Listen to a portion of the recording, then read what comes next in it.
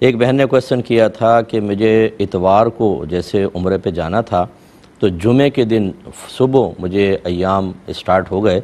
لیکن یہ میری عادت کے دن سے پہلے ہو گئے شروع، اور میری 3 دن کی عادت ہے، یعنی 3 دن مجھے حیض آتا ہے تو اب میں عمرے کے سلسلے میں کیا لاء عمل اختیار کروں؟ دیکھیں، جب ایک مرتبہ پچھلے والا حیض سے اگر بعد 15 دن گزر چکے ہیں، کیونکہ 15 دن پاکی کے ہونا ضروری ہیں،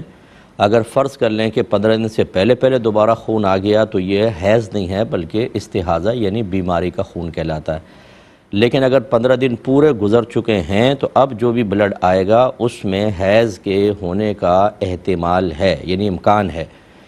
اب اگر فرض کر لیں آپ کو جمعے کو سٹارٹ ہوا اور پھر لگاتار 3 دن تک جاری رہا، بیچ میں رکا نہیں،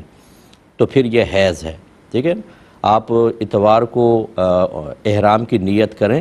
اور آپ مکے چلے جائیں، اور وہاں جانے کے بعد دیکھیں کہ اگر، کیونکہ احرام کی نیت کرنے کے لیے عورت کا پاک ہونا ضروری نہیں ہوتا، وہ ان ایام میں بھی نیت کر سکتی ہے،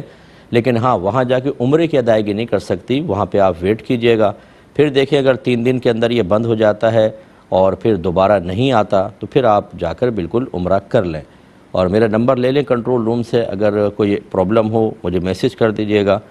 کوشش کروں گا کہ میں آپ کو بر وقت جواب دے دوں۔